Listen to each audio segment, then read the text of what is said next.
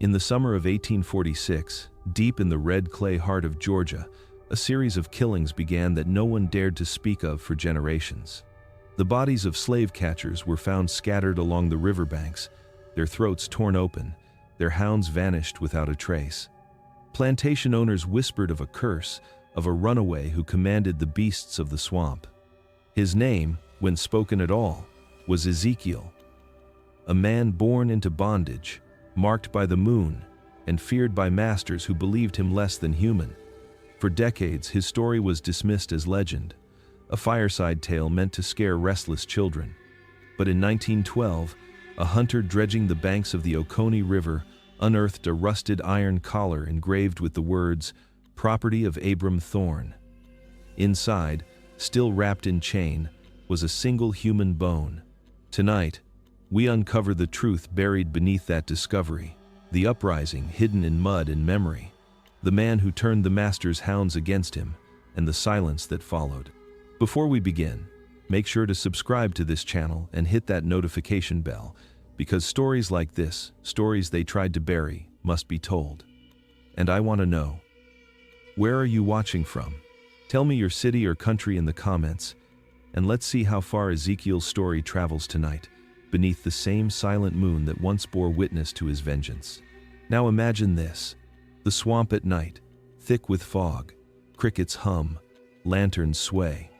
A horn echoes through the trees, and the hounds begin to cry, their voices rolling like thunder through the dark. Men shout, water churns. And beneath that pale Georgia moon, one figure moves through the mist, barefoot, bleeding, unbroken. His name is Ezekiel, and this is where his story begins. The night was thick with fog and moonlight when the hounds began to sing. Their howls rolled across the Georgia fields like thunder, low and hungry, echoing through the cypress groves that bordered Thorne Plantation. Every slave in the quarters knew what that sound meant. Someone was running again. The dogs were purebred killers, trained to hunt men who forgot their place.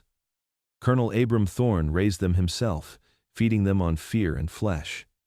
He said a good hound could smell guilt before it saw a face. Beneath that silent moon, the pack moved like shadows, noses pressed to the wet earth, hearts beating to the rhythm of pursuit. But the one they were chasing tonight was not like the others. His name was Ezekiel. Barefoot, bare-backed, and breathing smoke into the cold air, he crouched in the marsh beyond the fields, his body slick with mud to hide his scent. The dogs were close now. He could hear their paws striking the water, feel the vibration of their snarls crawling through the reeds. From the plantation house, lanterns bobbed like will-o'-wisps as the overseer shouted commands. Men rode out with whips and rifles, their faces glowing red in the torchlight. Somewhere among them, Colonel Thorne watched, calm and certain that his hounds would bring the boy back in pieces. He always said that obedience was a matter of sound, whistles for the beasts, screams for the rest. But Ezekiel had learned something no one taught him. In the stillness of the swamp, he waited. He listened to the rhythm of the pack, the pauses, the growls, the cadence of their breathing. He whispered softly, barely audible, a sound closer to prayer than speech. The first hound stopped. Then another. The moonlight touched his face as he rose from the reeds. The dogs, trembling and confused, lowered their heads. And for the first time in Thorne Plantation's history, the master's hounds refused to hunt. Somewhere behind him, the horn blew again, shrill, furious, calling the beasts back to their purpose. But the marsh had already chosen sides. Beneath that silent Georgia moon, the hunted had become something else entirely. Morning came slow over Thorne Plantation, crawling through a sky the color of ashes. The smoke from last night's torches still hung above the fields, drifting like ghosts that refused to leave. In the main house, the air smelled of coffee, gunpowder, and the pride of men who believed the world would never change. Colonel Abram Thorne sat at the head of a long oak table, his white shirt spotless, his hands steady as he sliced a piece of bread. Around him, silence ruled. The only sounds were the ticking of the clock and the faint whimper of a hound chained just beyond the porch.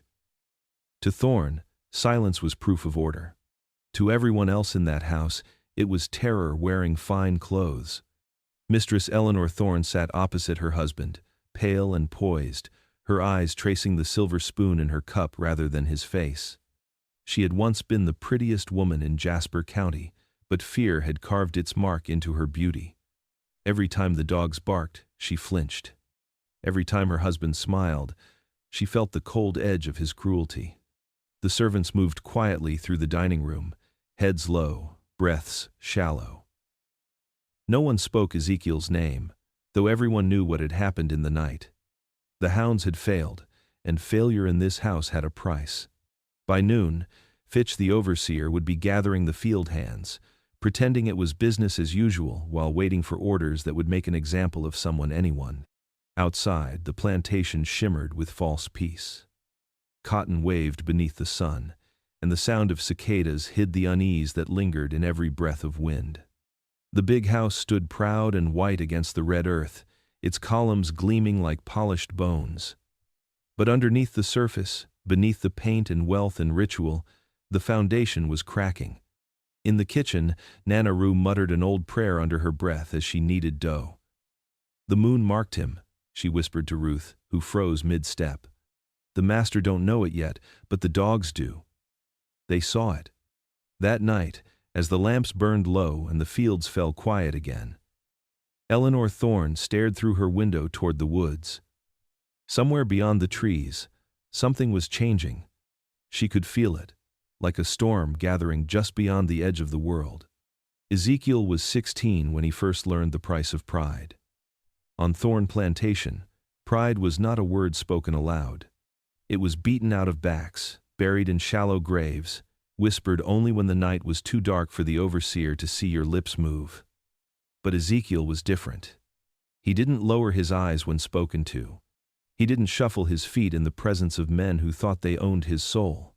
He looked them in the face, calm and unflinching, and for that, they called him cursed. He had been born on Thorne land, but no one claimed to have midwifed his birth. The old one said his mother died before the sun rose, that the midwife ran screaming from the room. They said the child came out quiet, eyes wide open, staring at the world like he already knew what it was. The mark on his shoulder, pale and crescent-shaped, earned him the name whispered around the quarters, the Moonborn. Colonel Thorne didn't believe in curses, only consequences. But even he noticed how animals acted around the boy. Horses grew restless. The hounds that bayed for blood grew still when he walked by. Overseer Fitch said the boy's eyes were wrong, too steady, too knowing. He said no good could come from a slave who didn't fear the lash. Ezekiel learned early that silence could wound more than words. When Fitch shouted, he didn't flinch. When Thorne's sons mocked him, he smiled, not with joy but with the kind of calm that made them uneasy. Nana Roo warned him that stillness could be mistaken for defiance, and defiance was death. But Ezekiel wasn't trying to rebel. He was listening. Listening to the land, to the dogs, to the strange pull inside him that told him he belonged to something larger than the fields that bound him. One evening, while others prayed for rest, he stood beneath the moon and whispered into the wind. The hounds in their pens began to whimper softly, one after another, as if answering a voice they could not see. In the shadows, Ezekiel closed his eyes. The world was cruel, yes, but it was also listening. And for the first time in his young life, he realized something that would change everything. Fear was not power. The morning the handkerchief went missing, the sun rose cruel and colorless over Thorne Plantation. Dew clung to the cotton like tears. No one spoke as Overseer Fitch stormed into the quarters, whip coiled at his side, suspicion already burning in his eyes. He didn't need proof. He needed a name. He picked Ezekiel. The boy stood outside the cabin, hands still stained from the fields, his face calm as Fitch accused him of theft. The others watched through cracks in the walls, holding their breath, praying he would bow, apologize, beg anything that would make Fitch's rage subside. But Ezekiel said nothing. He simply met the man's eyes and waited. That look sealed his fate. The whip cracked like thunder, cutting through the morning quiet. Once, twice. Again. The sound traveled across the fields, bouncing off the trees and the house where Colonel Thorne sat reading scripture. With each strike, Fitch shouted a lesson. This is for pride. This is for silence. This is for forgetting your place. Ezekiel's back burned, but he did not scream. Blood ran down his spine, mixing with the dirt beneath his feet. The hounds barked from their cages, wild and frantic, as if something inside them recognized his pain. When Fitch finally stopped, panting and sweating, Ezekiel lifted his head. His voice was low, steady, and terrifyingly calm. "You done?" For a moment, no one moved. Then Fitch raised the whip again, but Colonel Thorne's voice cut through the air from the veranda. "Enough." The overseer froze. The colonel descended the steps, his boots crushing the dust. He studied Ezekiel like a man examining a problem he could not yet solve. "There's something in you," he said softly. "Something that doesn't break right." That night, the quarters were silent. Nana Rue washed the blood from Ezekiel's wounds, whispering prayers older than any scripture. "You got to hide that fire, child," she murmured. "Fire like that burned the wrong folks first." Ezekiel didn't answer. He sat staring at the hounds penned in the distance, their yellow eyes catching the moonlight. He didn't hate them. He pitied them. Because they, too, were prisoners who had forgotten what freedom sounded like. And that night, beneath the silent Georgia sky, Ezekiel promised himself he would teach them to remember. Beyond the cotton fields, past the rows of cane and the rusting iron gates, the swamp began. To most on Thorne Plantation, it was a place of ghosts and drowning. But to Ezekiel, it was something else entirely. It was alive. When the heat of the day faded, he would slip from the quarters barefoot and silent, following the croak of frogs and the hum of cicadas into the dark. The swamp breathed around him, warm, wet, heavy with secrets. Cypress trees rose like ancient pillars, their roots curling through the black water like claws. Spanish moss hung low, brushing his shoulders as he walked deeper. He had heard the stories. Runaways who vanished into the marsh, never to return. Some said they were taken by spirits, others by snakes. But Ezekiel didn't believe in disappearance without reason. He believed the swamp kept what the world tried to throw away. One night, he found the carcass of a hound half buried in the mud. Its ribs showed through the fur, eyes dull and gray. Around its neck was a broken chain. The master's mark was still burned into the collar, but time had eaten away the name. Ezekiel knelt beside it, whispering the only prayer he knew. "You free now." A sound stirred behind him, a low growl, soft but steady. He turned slowly. From the shadows, another hound emerged, alive but thin, its coat mottled and scarred. It didn't attack. It watched him. And then, to his disbelief, it's Saturday. Ezekiel extended his hand, palm open. The animal sniffed, then pressed its nose against his skin. He felt its heartbeat, quick and trembling. Something passed between them. Something wordless but real. The hound limped closer, resting its head against his leg. From that night on, Ezekiel returned again and again. More hounds appeared, strays from old hunts, creatures abandoned by cruelty. They followed him like shadows. He brought them scraps, spoke to them in whispers, learned their moods and sounds.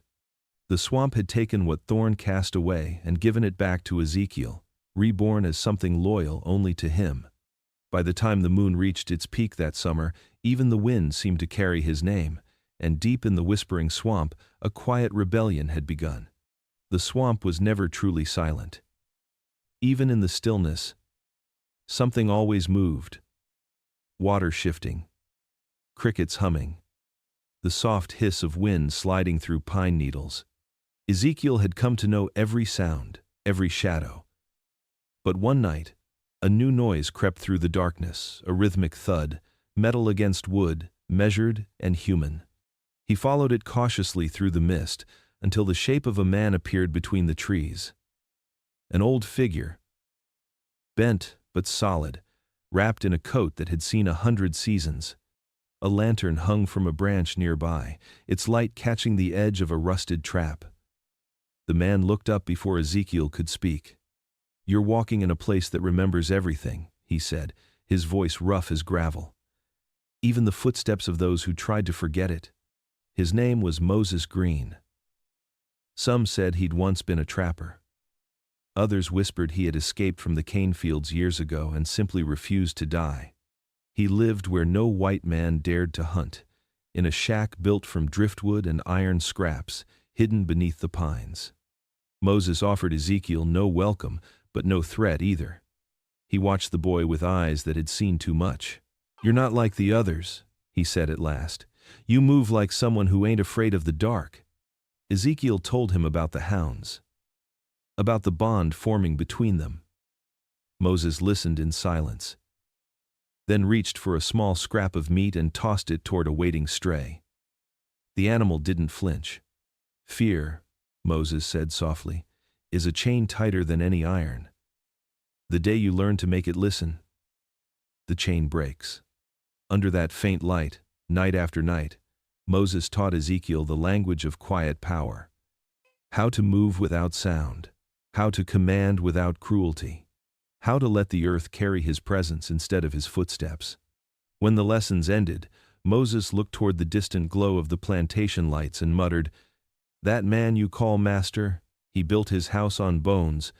You'll see it sink soon enough." Ezekiel didn't answer. He simply turned toward the shadows, the hounds gathering behind him like ghosts of the forest, and disappeared into the whispering dark. In the main house of Thorn Plantation, there was a room no slave entered without permission, a room lined with shelves of ledgers, polished brass scales, and the faint smell of ink and dust. It was where Colonel Abram Thorn measured the worth of everything he owned: land, crops, livestock, and people. Each name was written in the same neat hand. Next to it, a number: age, skill, market value, a life condensed into arithmetic. The colonel took pride in the precision of it. He said God made men, but it was order that made civilization. On the far page of the newest book, written in careful strokes of black ink, was a name that made him pause: Ezekiel. Beside it, the word unruly. Fitch, the overseer, had written it that morning. His face was still swollen from where Ezekiel's defiance had humiliated him before the field hands. "Sell him," Fitch said, "before that one infects the rest." But Thorn shook his head. "A wild dog is still mine to break." He dipped his pen again and underlined the word twice. The ink bled through the paper like a wound that refused to close. That night, while the master slept, Ezekiel stood outside the office window, watching the candlelight flicker across the pages. He couldn't read the words, but he knew the meaning. The sound of Thorn's pen scratching on paper felt like something being carved into bone. Nana Rue had once told him the ledger was the true Bible of the South, the book where souls were priced instead of saved. Looking at it now, Ezekiel understood what she meant. His life had been reduced to ink, his pain measured in profit. Inside, the colonel's voice murmured softly as he prayed over the numbers. "Let the disobedient learn humility, let the loyal prosper." He closed the book, unaware that someone outside had heard every word. Ezekiel turned from the window and looked toward the fields. The hounds stirred in their pens, restless beneath the moonlight. In that moment, he understood something powerful. Men like Thorn believed they owned everything that breathed, but the swamp, the earth, the wind, and the beasts did not answer to ledgers. They were already listening to someone else. The wagon arrived at Thorn Plantation just after dawn, wheels sinking into the red Georgia clay. The slaves working the yard stopped what they were doing, their eyes following the single figure inside the cart. A woman sat there, wrists bound, head bowed beneath a torn bonnet. Her dress was once blue, now faded to the color of smoke. The overseer Fitch called her Ruth. She had come from Savannah, sold after her husband was hanged for striking a white man. No one knew the full story, only that she carried grief like a second skin. When they unchained her, she did not cry or plead. She looked around the yard with eyes that saw everything and gave nothing away. Nana Roo took her hand that first night and whispered, "You're safe here as long as you don't believe it." Ruth only nodded. She had heard lies before. The work began the next morning. The sun was merciless, the air thick with gnats and dust. Ruth moved among the other women, strong but silent. The men noticed her scars, the kind left by chains, not lashes, and the quiet way she never asked for help. Ezekiel watched her from the edge of the fields. Something in her stillness reminded him of himself, of that same unspoken defiance that refused to die. When night came, he found her sitting behind the smokehouse, staring at the hound pens. The dogs whined softly, restless in their cages. "They smell your fear," she said without turning. "I'm not afraid," Ezekiel replied. She looked at him then, her eyes catching the firelight. "You should be. Fear keeps you alive. Pride gets you buried." He almost smiled. "Maybe. But I'd rather die standing than live on my knees." For a long time, she said nothing. Then she reached into her pocket and pulled out a small piece of twine, knotted and worn. "My husband used to say the same thing," she whispered. "They buried him anyway." Ezekiel stared at the fire.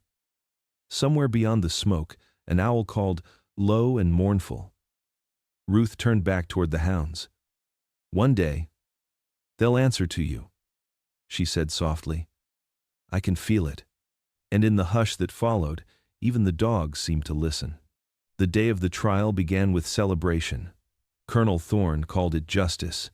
The field hands called it what it truly was, punishment dressed as spectacle. Word spread quickly across the quarters. A runaway from a neighboring plantation had been captured and brought to Thorne's land. The master wanted to teach the others a lesson. By noon, the entire plantation had gathered near the yard. The heat was heavy, pressing on their shoulders, making it hard to breathe. The runaway was dragged out by Fitch, wrists tied, shirt torn and stained with mud. He looked no older than 20. His name, someone whispered, was Jonas.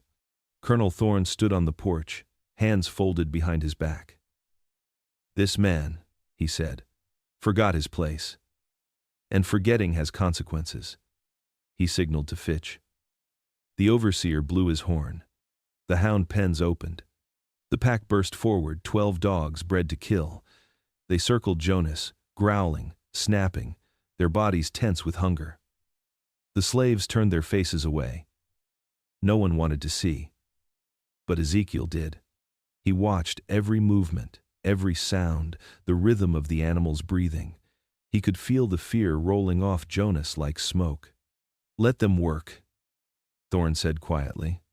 But something unexpected happened. One of the dogs stopped. A black-muzzled female stood perfectly still, her eyes fixed not on Jonas, but on Ezekiel. The boy didn't move. He didn't speak. He only met her gaze. "Mercy!" Fitz shouted, cracking his whip at the hound. "Do your work." She didn't. The other dogs hesitated, confused. The pack's rhythm faltered, the air filled with growls and uncertainty. Thorne's smile disappeared. "Control them," he barked. Fitch struck the dog again. Mercy turned, teeth bared not at the prisoner, but at the man with the whip. Gasps rippled through the crowd. Fitch stumbled back, hand bleeding, eyes wide. "Enough!" Thorne roared. "Put them down if they will not obey." Gunfire cracked through the yard. The pack scattered. Mercy limped away into the fields, vanishing into the swamp beyond the trees. As the crowd dispersed, Ezekiel stood alone, heart pounding, eyes fixed on the dark line of the forest. He didn't say a word. But deep inside, something answered. The hounds had chosen. Night fell heavy and silent after the trial. The air still carried the smell of gunpowder and blood. No one spoke of what happened. Not in the quarters, not in the fields, not even in whispers. But everyone knew one thing. One of the master's hounds had defied him. Ezekiel lay awake, staring at the cracks in the cabin roof as moonlight slipped through the boards. He could still see her eyes in his mind, the black-muzzled hound who had refused to kill. Mercy. He had felt something in that moment.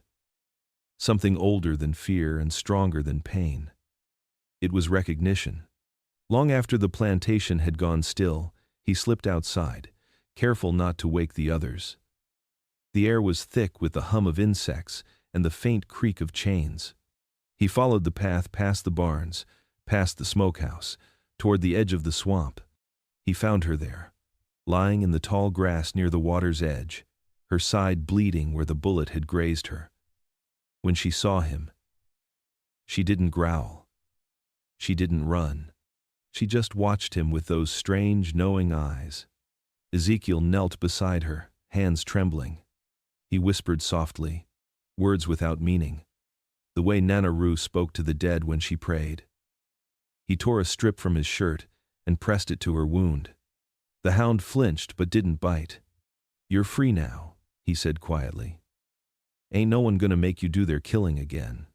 For a long time she just breathed, slow and steady. Then she rested her head against his arm. The swamp around them seemed to hold its breath. The frogs stopped singing. Even the wind stilled. From that night on, Mercy followed him. She appeared at the edge of the fields when he worked, watching, silent as a shadow. When the overseer passed by, she disappeared back into the trees. No one else saw her, but Ezekiel always knew she was near. In a world built on chains, he had found something unchained, something that listened only to him. And though he didn't yet understand it, that night marked the beginning of his legend, the bond between man and beast, sealed beneath the silent moon. The summer heat came like a punishment. The air itself seemed to burn, thick with the smell of sweat, sugarcane, and smoke from the iron kettles that boiled the sap into molasses. Tempers flared with the temperature. Overseer Fitch struck quicker, shouted louder, and made examples of anyone who hesitated to work. By midday, even the hounds refused to leave their shade. Ezekiel moved among the rows, his hands blistered, his thoughts far from the field. It had been weeks since the trial, and still no one spoke of Mercy. But sometimes, in the stillness before dawn, he heard her howl from somewhere deep in the swamp, a sound half sorrow, half promise. That evening, the sky turned strange. The air grew thick and electric, and thunder rolled low across the horizon. When the first bolt struck, it hit a storage shed filled with dry hay and oil. Flames roared upward in seconds. The fire spread fast, devouring the wind, crawling across the fields like a living thing. Panic followed. The overseer shouted orders, but the slaves were already running, carrying water, blankets, anything that might stop the blaze. Horses screamed in their pens. Sparks rained from the heavens, landing on the cotton like falling stars. Through the chaos, Ezekiel saw a small figure at the edge of the flames, the colonel's youngest son, no older than 6, frozen in fear as the fire closed in. Without thinking, Ezekiel ran. The heat was unbearable, searing his skin, blinding his eyes. He threw himself through the smoke, grabbed the boy, and carried him out just as the roof collapsed behind them. When it was over, the fire had eaten half the field. The night glowed red and sickly. Fitch blamed Ezekiel, of course. "No slave runs into fire unless he started it," he spat.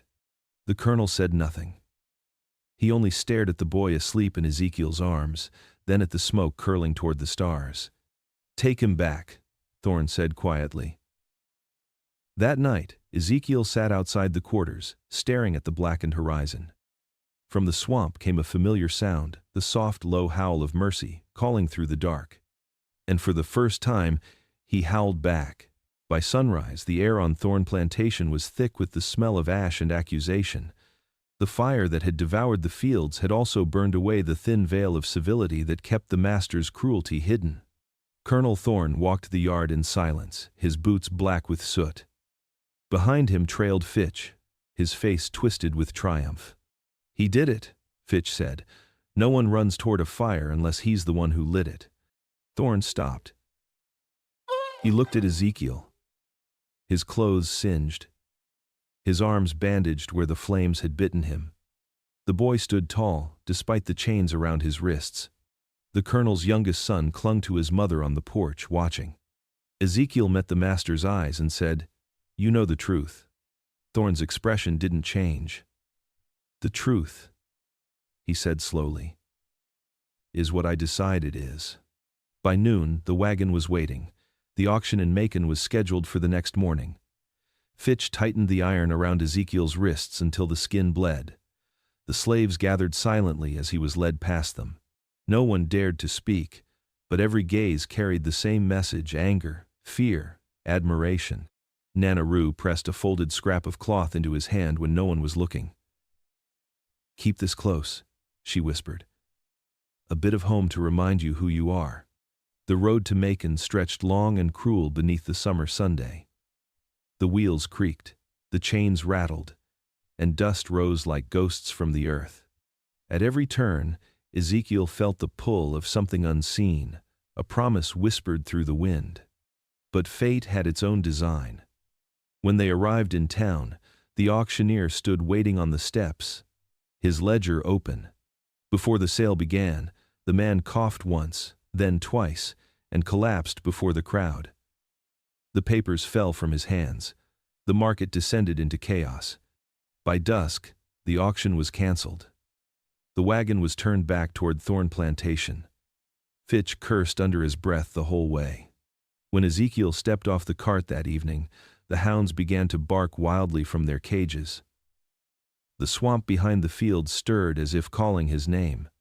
The master thought he was returning in chains, but the land knew otherwise. The rain came first, slow and steady, whispering across the fields like a warning.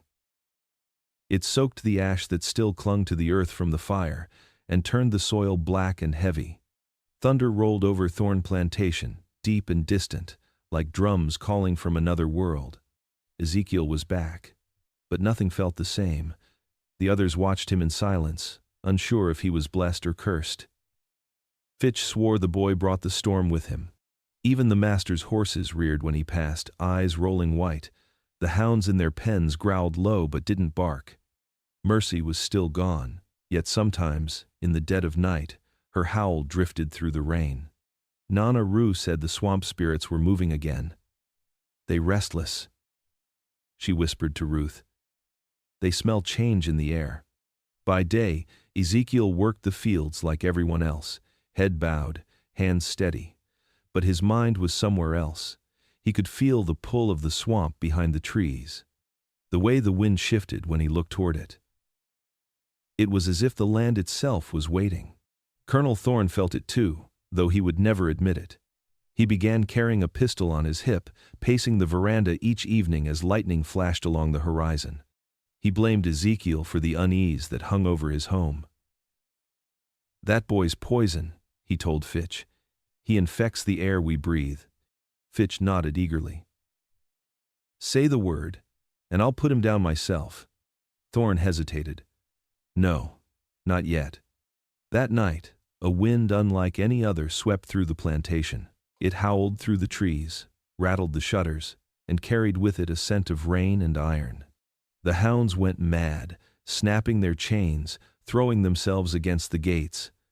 The slaves woke in terror, whispering prayers into the dark. Ezekiel stood outside his cabin, shirt clinging to his skin, eyes raised to the storm. Lightning split the sky, and for an instant, he saw her Mercy standing at the edge of the swamp, alive, her coat glistening in the rain. The thunder cracked again, closer this time. And in that sound, Ezekiel heard it clearly. The world was changing, and it was starting with him. The storm passed, leaving the world washed clean and eerily still. The air smelled of wet earth and iron. The moon rose full and pale, hanging low over the swamp like a watchful eye. That night, Ezekiel could not sleep. Something inside him stirred restlessly, urging him toward the trees. He moved quietly through the shadows until he reached the edge of the clearing. Ruth was already there, standing barefoot in the mud, her face silver in the moonlight. She didn't turn when he approached. She had been waiting. "You saw her too," she said softly. Ezekiel nodded. She came back. "Then it's time." The words hung between them, heavy with meaning. For months they had spoken of escape, always in whispers, always at night. It was no longer talk. The fire, the storm, the unrest, it had all been leading to this. Ruth reached into her dress and pulled out a small cloth bundle. Inside was a compass, tarnished but still working. "My husband carried this when he ran. He never made it north, but I will. And you will too." Ezekiel looked at the compass, then at her. "You think the swamp will let us pass?" Ruth smiled faintly. "You have the hounds. I have faith. Between the two, we might stand a chance." From the distance came a faint rustling, then the low, familiar whine of Mercy. She stepped out from the fog, her eyes catching the light like polished stone. Ezekiel knelt and pressed his hand to her head. "You ready to run again, girl?"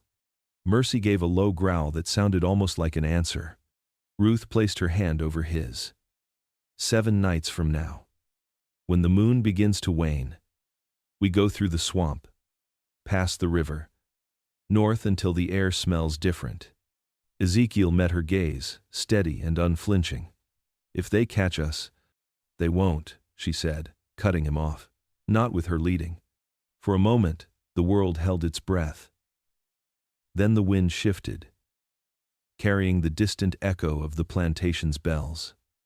Morning was coming.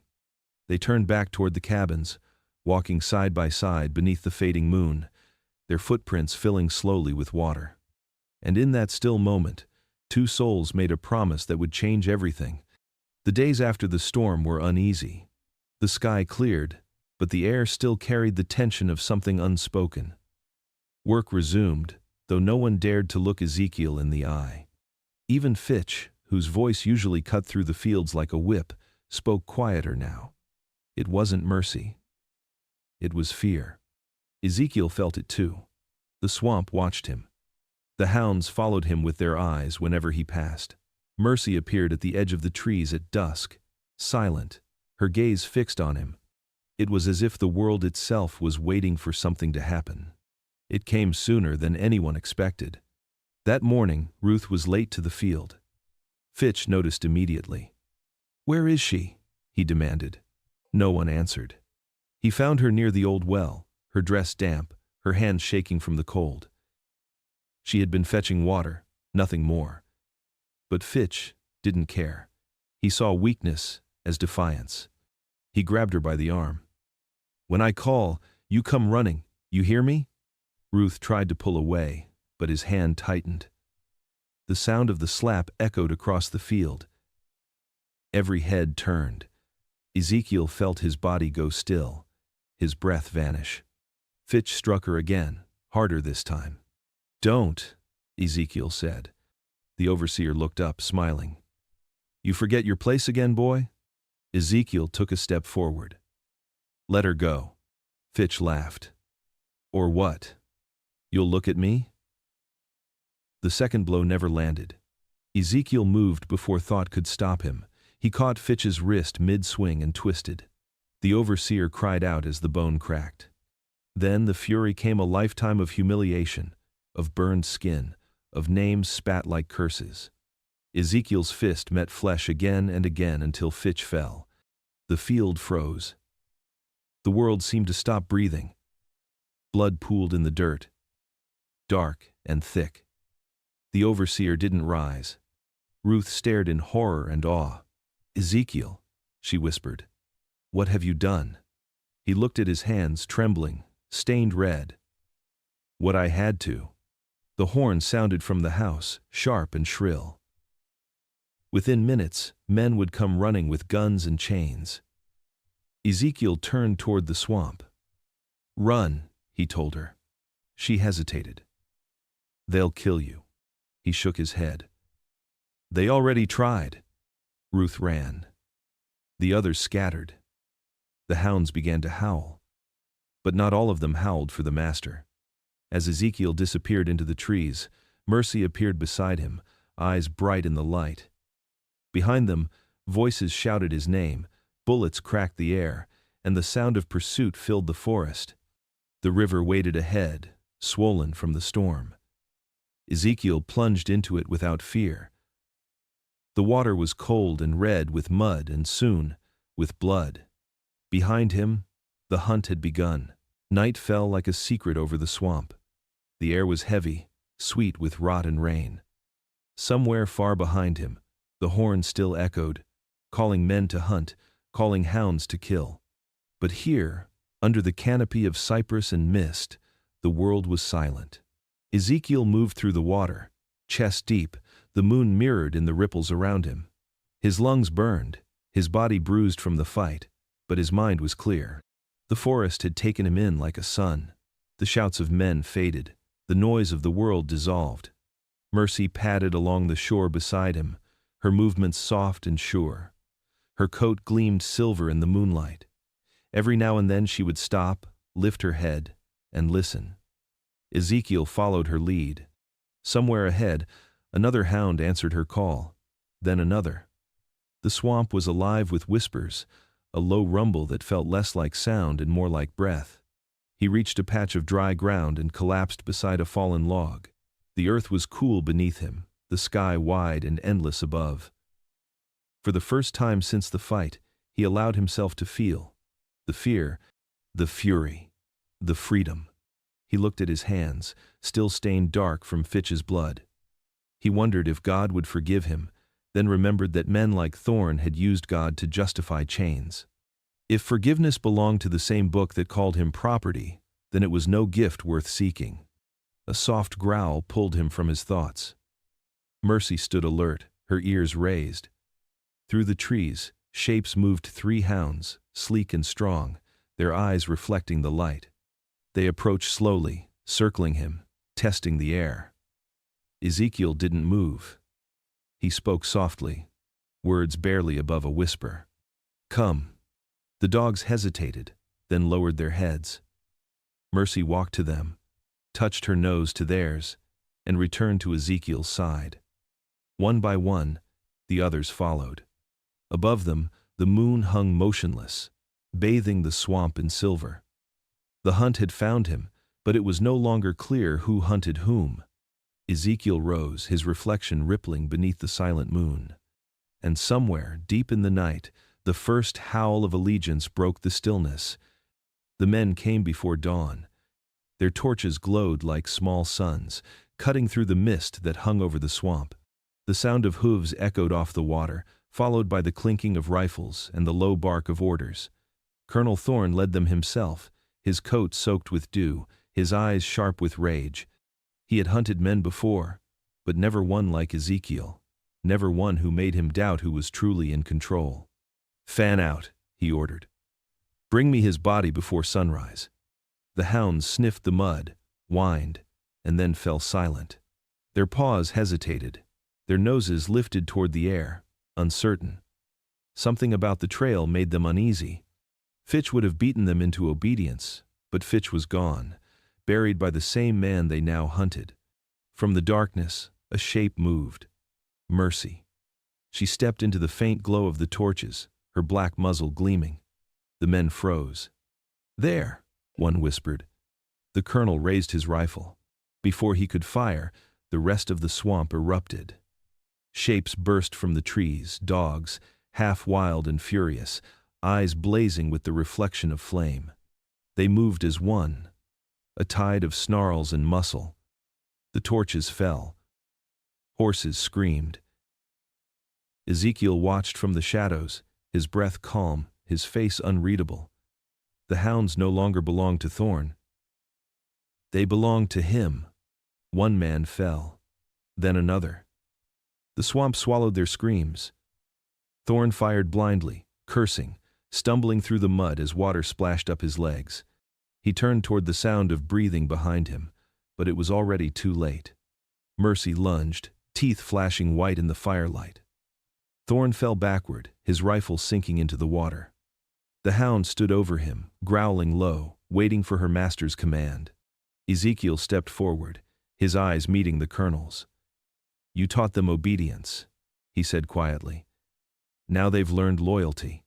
The colonel tried to speak, but the sound never came. The swamp swallowed his words. When the sun finally broke over the horizon, the water was still again. The torches had burned out. The hounds stood in a circle around Ezekiel, silent and waiting. For the first time in his life, he was free, and the masters of Georgia had something new to fear. The swamp was quiet again, but it was not peace.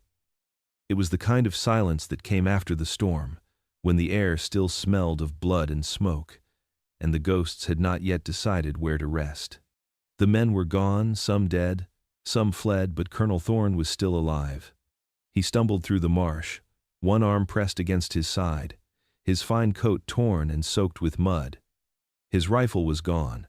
His voice was hoarse from shouting names that no longer answered him. Fitch, Mercer, somebody. Only the echo replied. Ezekiel followed from a distance, barefoot and silent, his reflection gliding across the black water. Mercy moved beside him, her gait uneven.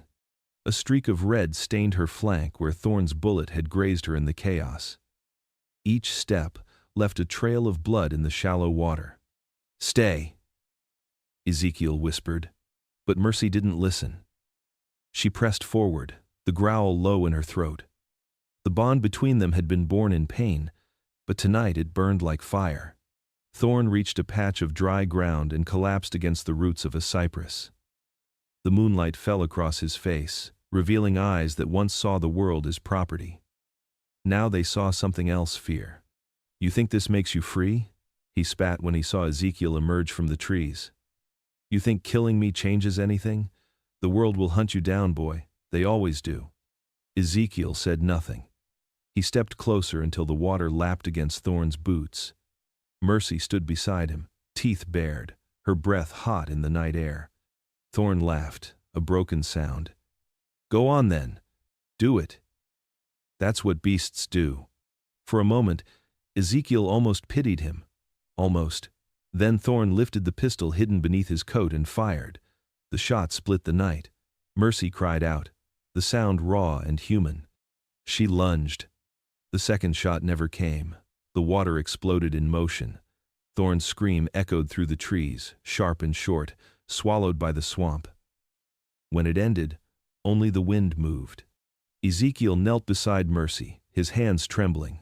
Blood seeped from her wound, warm against his palms. You did good, girl, he whispered. You rest now. Her breathing slowed. She looked at him one last time, tail flicking weakly, and went still. The world seemed to stop. Even the insects held their breath. Ezekiel pressed his forehead to hers. The hounds around them began to howl, a low, mournful cry that carried through the marsh like a song of the dead. When he finally stood, his shadow stretched long beneath the pale moon. The hounds fell silent, waiting. Ezekiel looked toward the horizon where the swamp met the sky. We ain't done yet, he said. Not until every chain is broken.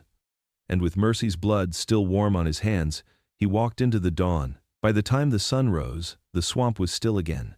The mist rolled low over the water, carrying the smell of iron and moss. Ezekiel moved like a shadow among the trees, his body aching but his mind sharp. Behind him, the hounds followed in silence. The blood on his hands had dried to rust, but Mercy's warmth lingered like a memory he could not wash away. He made his way back toward the edge of Thorne Plantation. Smoke rose from the chimneys, faint but visible through the morning haze. He stopped when he saw it. The yard was full of men on horseback. Chains gleamed in their hands. At the center of it all stood Ruth. She was bound at the wrists, her dress torn, her hair tangled from struggle. Even from a distance, Ezekiel could see the bruise blooming on her cheek. Fitch's replacement, a young overseer from Alabama, paced in front of her with a whip coiled at his side. She's one of his, he shouted. The woman who helped him run, the crowd murmured. Colonel Thorne's body had been found before dawn, torn beyond recognition. The story was already spreading like wildfire. A curse, a rebellion, a beast in the swamp that answered to a man who should have been broken. Ezekiel's chest tightened. He could not breathe. He could not wait. He crouched low among the reeds, his fingers brushing the wet earth. The hounds shifted beside him, restless, sensing his anger. Ruth stood tall despite the ropes. "You can chain me," she said, her voice steady, "but you can't chain what's coming." The overseer laughed.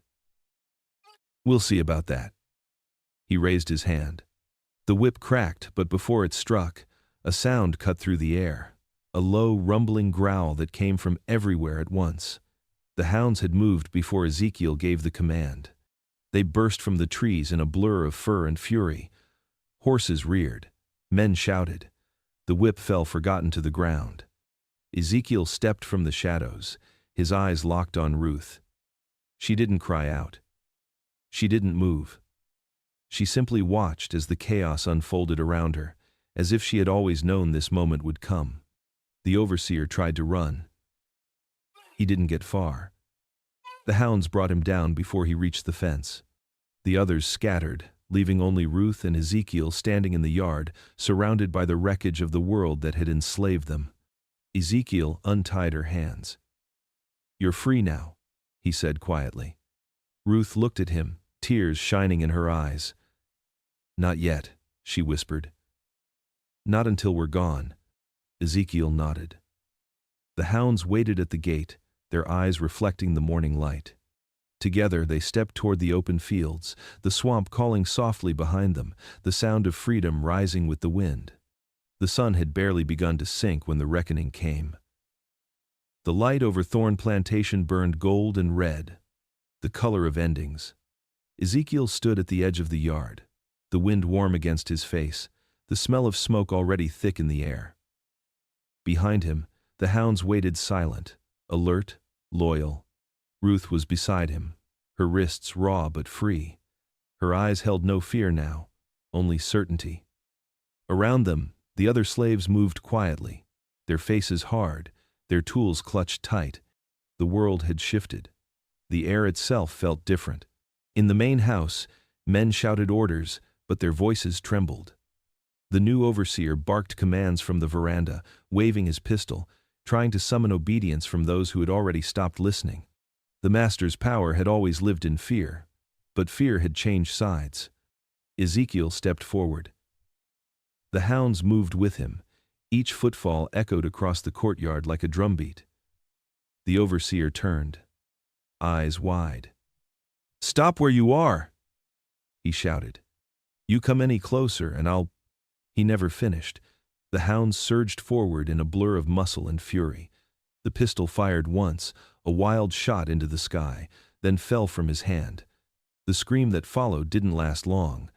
The yard erupted, chains snapped, the enslaved rose like a tide breaking its dam. Years of silence poured out in cries of rage and release. Someone struck a torch and threw it through the open door of the big house.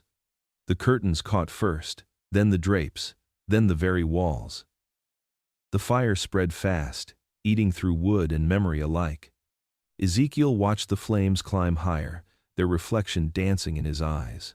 The plantation that had fed on human pain for generations was burning, its columns glowing like molten bone. He thought of Nana Rue's words about fire, about how it burned the wrong people first. Now, it burned them all. Through the roar of the blaze, he heard Ruth call his name. She was at the steps, holding the child of one of the field hands close against her chest. Behind her, the sky was alive with red and black. "It's time to go," she said. Ezekiel nodded. He turned one last time toward the burning house, toward the ghosts of every name written in Thorn's ledger, and whispered, "You're free now." Then he ran. The hounds followed, their paws striking the earth in rhythm with his heartbeat. The fire's glow faded behind them, replaced by the cool darkness of the swamp. By the time the flames reached the roof, Thorn Plantation was no more. And for the first time in its long, cursed history, the land itself breathed free. Night fell over the swamp like a veil of ink. The fire behind them was still burning, its glow faint but visible through the trees. Every now and then, the wind carried the crackle of collapsing timber, the final breath of the world they had left behind. Ezekiel moved carefully through the darkness, guiding Ruth and the others along the narrow path that led north. The hounds scouted ahead, silent but watchful, their eyes glinting like coals in the moonlight. The air was thick with humidity and fear, but beneath it all was something else. Hope, fragile, trembling, but alive. They walked for hours until the trees thinned, and the sound of rushing water reached their ears. The river lay ahead, wide and dark, its surface glimmering under the pale moon. It was the border between two worlds. On one side, chains and fire. On the other, freedom distant, uncertain, but worth everything. Ruth stumbled once, clutching the child tighter to her chest. Ezekiel caught her arm, steadying her. She looked at him, exhaustion etched into her face, yet her eyes still held light. "We're close," she whispered. He nodded.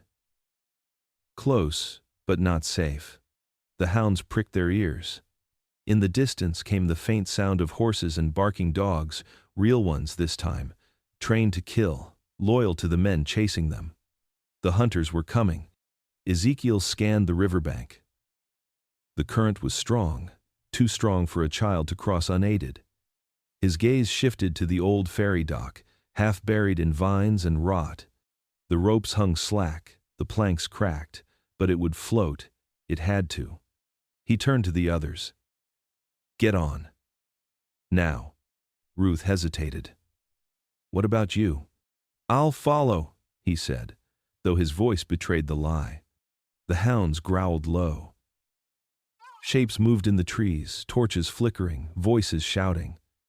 Time was running out. Ruth stepped onto the ferry, clutching the child. "Ezekiel," she called softly. "Come with us." He met her eyes, the firelight glinting in the dark water between them. "Keep moving north," he said. "Don't stop till you smell the ocean." The first gunshot cracked through the night.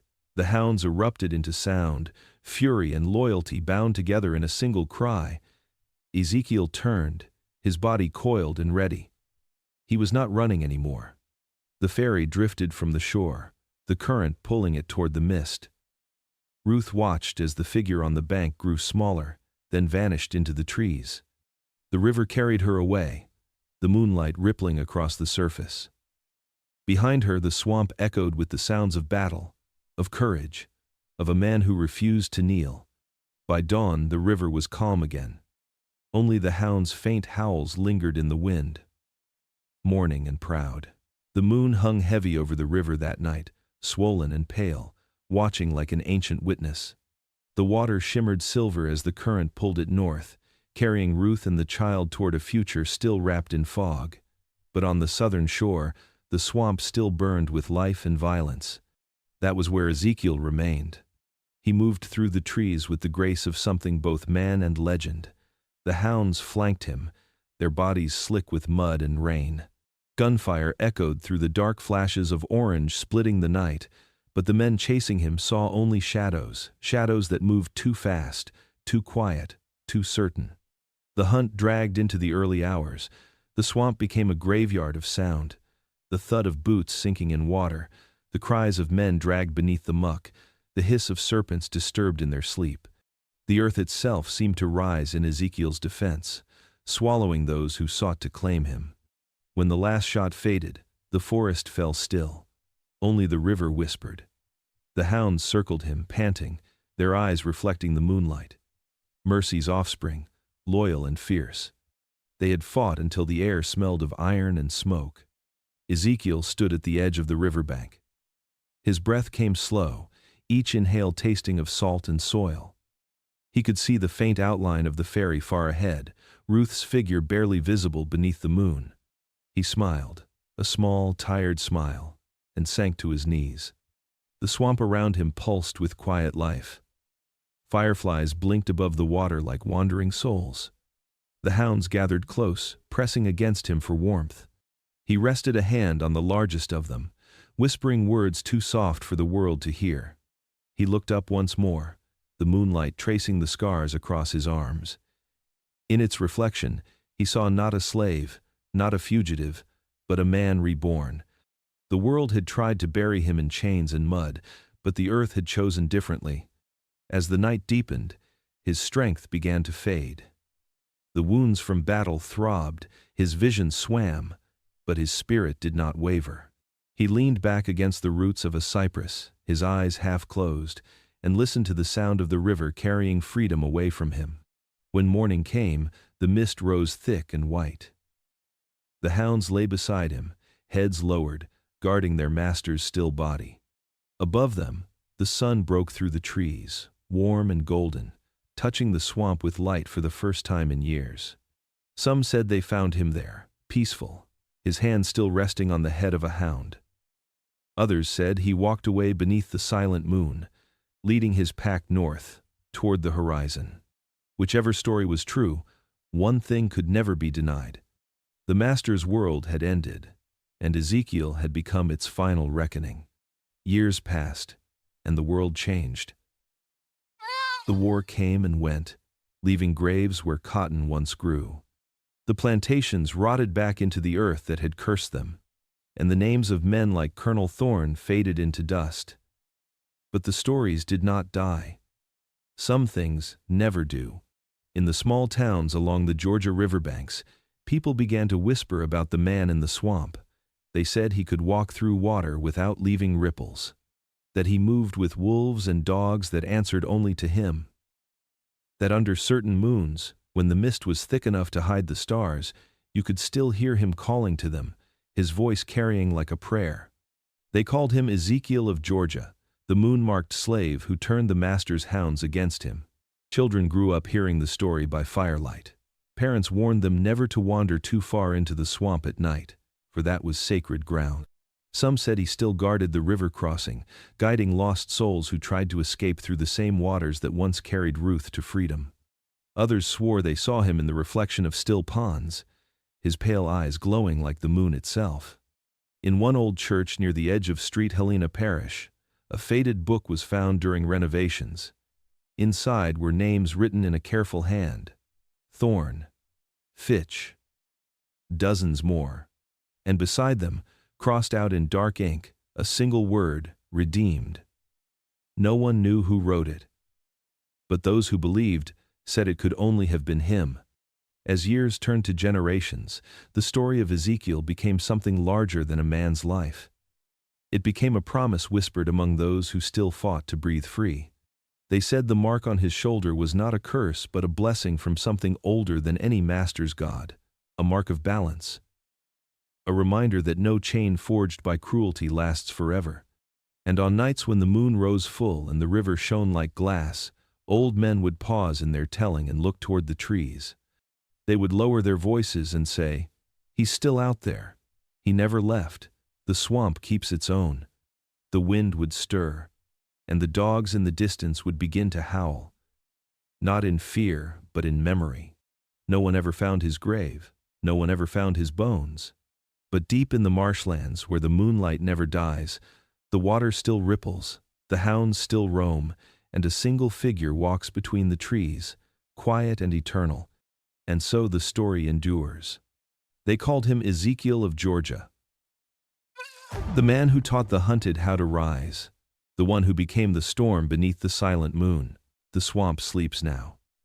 Its waters no longer churn with struggle, its trees no longer hide the cries of the hunted. The moss sways in the still air like a curtain drawn over a long-ended play. Yet when the wind passes through, it carries whispers, names, breaths, echoes that refuse to die. And among them, one name rises above all the rest: Ezekiel. For those who lived through his time, he was both man and myth, terror and deliverance, a shadow that moved through cypress and fog. For those who came after, he became something greater, a story no master could own, no law could silence, no historian could erase. They said he died by the river, his body sinking beneath the same moon that had once guided him north. But others swore they saw him after, walking barefoot through fields of cotton gone wild, the hounds at his side, their eyes glowing like lanterns. The truth doesn't live in records or graves. The truth lives in what refuses to stay buried. The plantations that once ruled Georgia are gone now. The houses are splintered, their columns swallowed by vines. The fences have fallen. The earth took back what was stolen from it. But there are nights when the land feels awake again, when the fog rolls in heavy and the river hums softly, and people say, that's when Ezekiel moves. They say you can hear him if you listen, not in words, but in rhythm, the quiet splash of steps through shallow water, the breathing of loyal hounds, the murmur of freedom in a place that once knew only chains. And maybe it's true, because men like Ezekiel never really die. He was not born a hero. He was born property, sold before he learned the shape of his own name, whipped before he learned to run. But somewhere inside that silence, he found something larger than pain. He found the sound of his own will. The fire that lives in all who have been broken but not destroyed. History rarely honors those who had no pen to write it, yet every nation built on cruelty also builds its ghosts.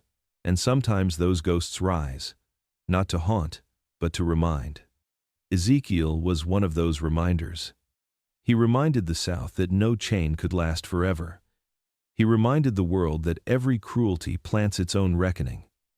He reminded the living that freedom is not granted by law, it is taken by courage. The people who tell his story today rarely agree on details. Some picture him old and gray, wandering with his hounds long after the war ended. Others imagine him fading into the swamp the night Ruth crossed the river, his body claimed by water and moonlight. But every version ends the same way, with the land itself remembering him. In 1912, a hunter found that rusted collar near the Oconee River. Property of Abram Thorne, it read. The words had been eaten by rust, the metal twisted by time, but still visible beneath the corrosion was something else scratched by hand, crude but deliberate, a small crescent moon. Scholars called it coincidence. The locals called it proof. Over the next few years, farmers began finding other things buried in the earth, bits of chain, musket balls, broken glass, all carved with the same mark, the moon. Some took it as superstition, others as warning. But to the descendants of the enslaved, it was something else entirely. It was faith made visible, a message left by the man who had walked out of bondage and into eternity. The elders in those communities kept his memory alive through story. They told it to their children on porches at dusk, under the same pale sky that had once watched him run. The story was never the same twice, because the truth was too large to fit into one telling. In some versions, Ezekiel was the deliverer, freeing others before vanishing into the wilderness.